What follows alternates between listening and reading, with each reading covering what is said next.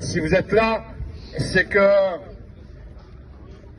vous voyez et vous savez ce qui se passe en Palestine occupée et à Gaza en particulier.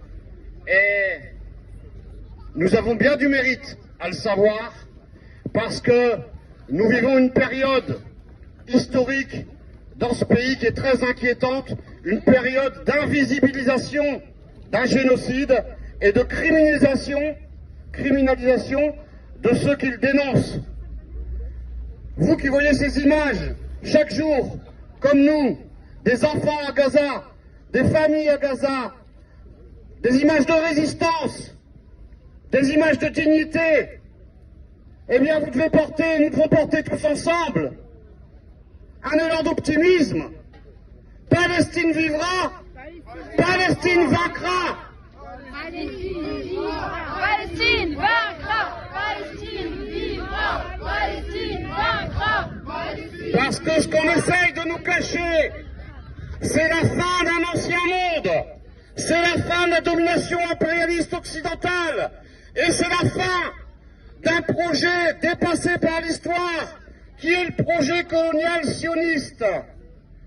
Donc il y a de vraies raisons, et ça peut paraître paradoxal, d'envisager l'avenir avec l'optimisme, cet optimisme palestinien qui fait que malgré les morts, malgré la souffrance, malgré les bombes, on tient le drapeau haut dans le ciel et qu'on tient dans nos cœurs la dignité du peuple palestinien. Ça ne disparaîtra pas, ils ne le feront pas disparaître. Ils peuvent essayer de tout cacher dans les médias, de ne rien nous montrer, nous savons. Donc des raisons d'être optimistes, oui. En revanche, si on parle de notre pays, de là où nous parlons maintenant, et face à cette préfecture, représentation du ministère de l'Intérieur, du gouvernement Macron, il y a de fortes raisons d'être inquiets. On ne peut plus parler, on ne peut plus résister. Darmanin hier encore parlé d'interdire de dissoudre 3 associations de solidarité avec la Palestine, parfois sur la base de simples slogans.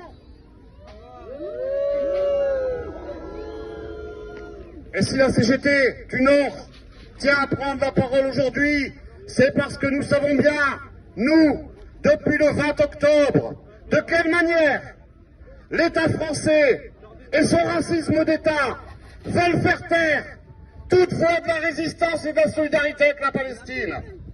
En effet, le 20 octobre dernier, à l'aube, devant son domicile, se sont réunies des forces de police nombreuses, casquées et armées, devant le domicile donc de notre secrétaire général Jean-Paul Delescaux.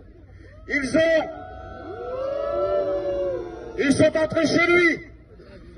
Ils l'ont emmené ici à Lille, en garde à vue.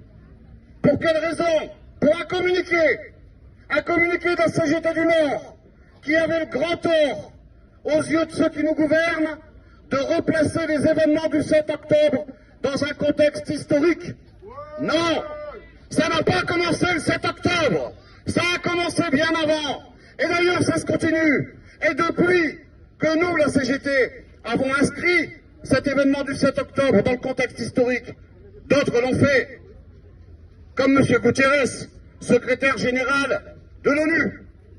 Donc nous sommes du côté du droit international, nous sommes du côté de la justice, et ce sont Macron et ses complices qui sont en dehors du droit, en dehors de la justice, et croyez-le, en dehors de l'histoire.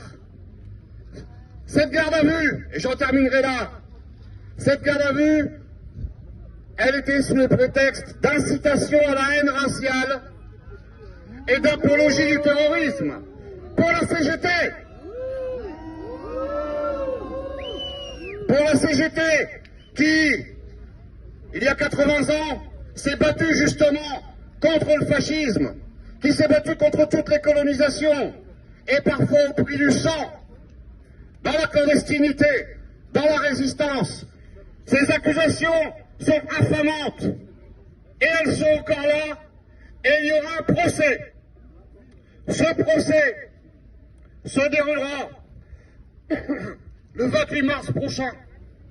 Et nous organisons, nous comptons sur votre présence le 28 mars prochain à midi, car nous devons en faire un événement régional, national, mais même international.